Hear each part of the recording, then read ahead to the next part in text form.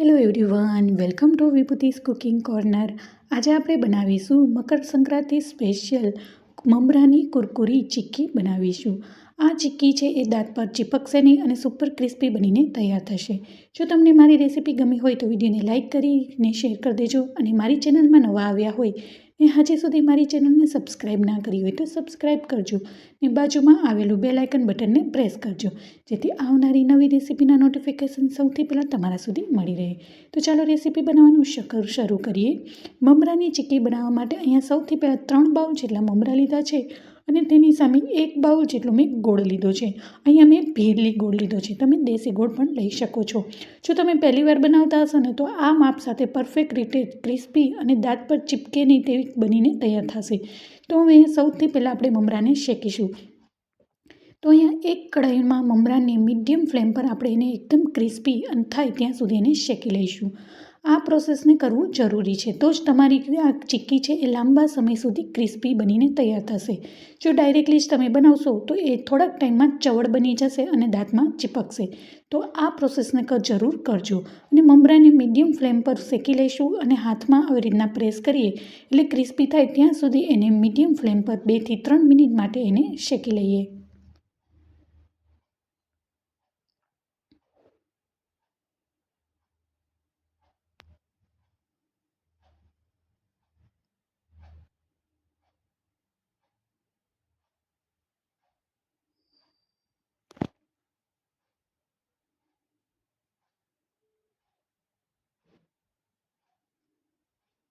અને મમરાને ચમચાથી સતત જ આવી રીતના ચલાવતા રહેવાનું છે જેથી નીચે મમરા છે એ બેસી ન જાય.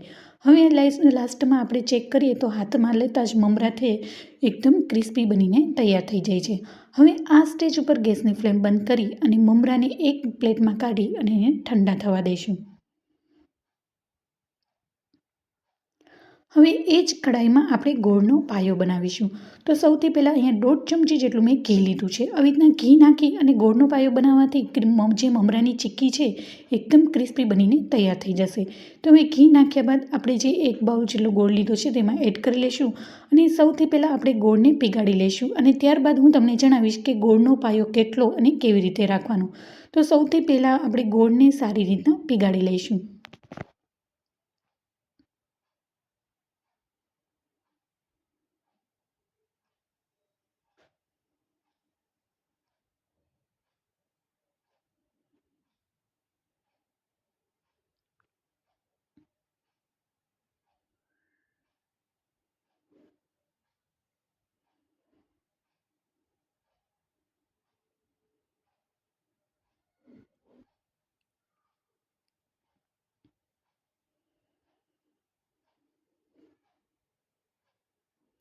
હવે તમે વિડીયોમાં જોઈ શકો છો ગોળ છે એકદમ સારી રીતના પીગળી ગયો છે અને ગોળના એક પણ ગાંઠા નથી રહ્યા અને ગોળમાં ઉપરથી આવી રીતના ફૂલવા લાગ્યો છે. હવે આપણે અહીંયા પાયો એવી રીતે બનાવવાનો છે કે દાંતમાં ચીપકે નહીં અને એકદમ ક્રિસ્પી બનીને તૈયાર થશે. તો અહીંયા સૌથી પહેલાં મીડિયમ ફ્લેમ પર આવી રીતના ચમચાની મદદથી આપણે ગોળને સારી રીતના આવી રીતના કન્ટિન્યુ ચલાવતા રહીશું.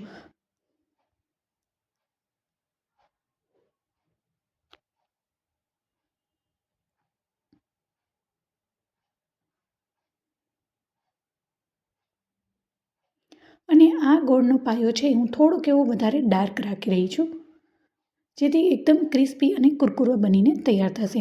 હવે અહીંયા ગોળનો પાયો છે તમે જોઈ શકો છો આવી રીતના 1 બાઉલમાં પાણીનામાં આવી રીતના થોડુંક એવું ગોળનું મિશ્રણ લઈ અને હાથ વડે આપણે આવી રીતના ચેક કરી લેવાનું. ચેક કરતાં જ આવી રીતના ખેંચાય એટલે મીન્સ કે આપણો પાયો હજી થોડીક વાર છે. જો આવી રીતના ખેંચાય એટલે આપણે દાંતમાં છે એ ચીપકશે. હજી આપણે 1 થી 2 સેકન્ડ માટે એને કન્ટિન્યુ આપણે મીડિયમ ફ્લેમ પર ચલાવતા રહીશું. હવે 2 મિનિટ બાદ ફરીથી આવી રીતના પાણીમાં બાઉલમાં આવી રીતના થોડું એવું ગોળનું મિશ્રણ એડ કરી અને હાથમાં આવી રીતની લેતા જ કાચની જેમ તૂટી જાય એટલે મીન્સ કે આપણો ગોળનો પાયો છે એ પરફેક્ટ બનીને તૈયાર થઈ ગયો છે. તો તમે વિડીયોમાં જોઈ શકો છો આવી રીતના તોડતાની સાથે તરત તૂટી જાય છે. હવે આપણે આ ગોળનો પાયો બનીને તૈયાર થઈ ગયો છે. હવે બધા જ મમરા છે આપણે તેમાં એડ કરી દઈશું. તો આવી રીતના ગોળનો પાયો પાણીમાં નાખી અને ચેક કરશો એટલે તમારું પરફેક્ટ રીતે તમારી ચીક્કી બનીને તૈયાર થશે. ગોળનું મિશ્રણને હાથમાં લેતા જ ખેંચાય એટલે આપણે ગોળનો પાયો હજુ થયો નથી તેમ સમજવાનું. અને કાચની જેમ હાથમાં લેતા જ તૂટી જાય એટલે તો મીન્સ કે આપણો પાયો છે એ પરફેક્ટ બનીને તૈયાર થઈ ગયો છે. હવે મમરાનું મિશ્રણ પણ સારી રીતના મિક્સ કરી લીધું છે અને અહીંયા મેં બટર પેપર ઉપર પહેલેથી જ મેં ઘી લગાવી લીધું છે. આ પ્રોસેસને આપણે થોડીક ફટાફટ કરીશું. હવે ઘી લગાડ્યા બાદ અહીંયા મેં બધું જ મમરાનું મિશ્રણ છે એ સારી રીતના તેમાં ફેલાવી દઈશું. અને ચમચામાં રહેલું મમરાનું મિશ્રણને પણ આવી રીતના ચમચીથી કાઢી લઈશું અને સારી રીતના બધું જ મમરાનું મિશ્રણને સ્પ્રેડ કરી દઈશું. અને આ સ્ટેપને આપણે થોડીક એવી સ્પીડમાં કરીશું જેથી મિશ્રણ છે આપણું ઠંડુ ન થઈ જાય. હવે સાઈડની કિનારીઓને પણ આવી રીતના થોડુંક સાઈડમાંથી પ્રેસ કરી દઈશું અને વેલણ પણ ઘી લગાડી અને આવી રીતના હળવા હાથે એને પ્રેસ કરીશું અને થોડુંક એવું એને વણીશું. અને બહુ વધારે તેમાં પ્રેસ નથી દેવાનો અને વેલણથી જ સાઈડની કિનારીઓને આવી રીતના સાઈડથી પ્રેસ કરી અને ચોરસ એવો મોટો શેપ આપી દઈશું. અહીંયા મેં હાથ પર પણ ઘી લગાવ્યું છે અને હાથેથી જ આપણે થોડું એવું પ્રેસ કરી લઈશું. અહીંયા જો તમારે મમરાને ચોરસ પીસીસમાં ચીક્કી શેપ ન આપવો હોય તો તમે મમરાના લાડુ શેપમાં પણ વારી શકો છો. પણ આવી રીતના ચોરસ પીસીસમાં એટલે કે ચીક્કીના શેપમાં કરવાથી ખાવામાં પણ સરળ રહે છે. તો આવી રીતના આ મિશ્રણને હાથેથી મેં સારી રીતના પ્રેસ કરી અને સેટ કરી લીધું છે.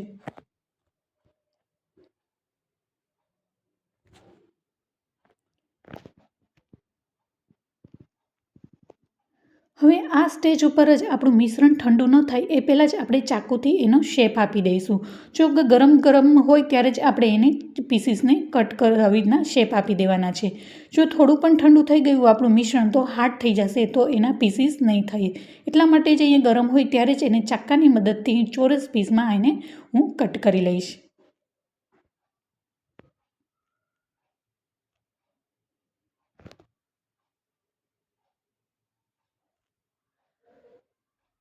અને થોડુંક એવું મિશ્રણ ચાકા ઉપર ચોટે તો તમારે ચાકામાં પણ થોડુંક એવું ઘી લગાવી દેવાનું જેથી મમરાનું મિશ્રણ છે એ ચાકા ઉપર ચીપકશે નહીં.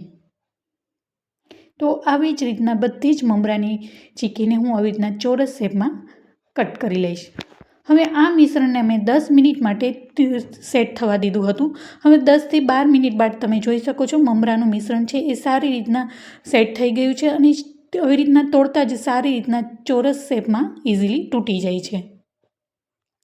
તો ચોક્કસથી આ માપ સાથે આ ઉત્તરાયણમાં તમે મમરાની ચીક્કી જરૂરથી બનાવજો અને ખાવામાં પણ સરળ રહે છે અને એકદમ ક્રિસ્પી અને કુરકુરી બનીને તૈયાર થઈ જશે. આવી રીતના મમરાને શેકીને લેવાથી એ લાંબા સમય સુધી એકદમ ક્રિસ્પી બનીને જ રહેશે. તો આવી જ રીતના બધા જ મમરાની ચીક્કીને આવી રીતના ચોરસ શેપમાં ઇઝીલી તમે જોઈ શકો છો નીકળી પણ જશે. અને આને તમે એરટાઇટ ડબ્બામાં 8થી 10 દિવસ માટે કે પછી 12 દિવસ માટે પણ સારી રીતના સ્ટોર કરી શકો છો.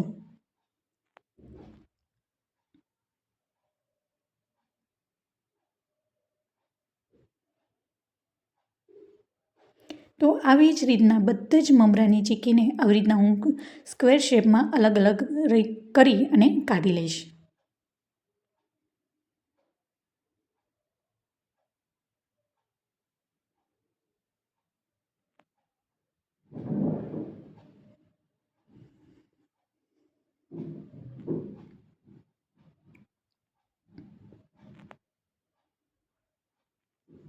તો અહીંયા બધા જ પીસીસ બનીને તૈયાર થઈ ગયા છે અને તેને સર્વિંગ પ્લેટમાં લઈ લેશું. તો ઉત્તરાયણ સ્પેશિયલ કુરકુરી મમરાની ચીક્કી બનીને તૈયાર થઈ ગઈ છે. જો તમને એક તોડીને બતાવું તો તોડતાની સાથે જ તરત તૂટી જાય છે. મીન્સ કે આપણે ગોળનો પાયો છે એ પરફેક્ટ બનીને તૈયાર થઈ ગયું છે. તો જોતાં જ ખાવાનું મન થઈ જાય એવી સુપર ટેસ્ટી અને કુરકુરી મમરાની ચીક્કી બનીને તૈયાર થઈ ગઈ છે. કેવી લાગી મારી રેસીપી?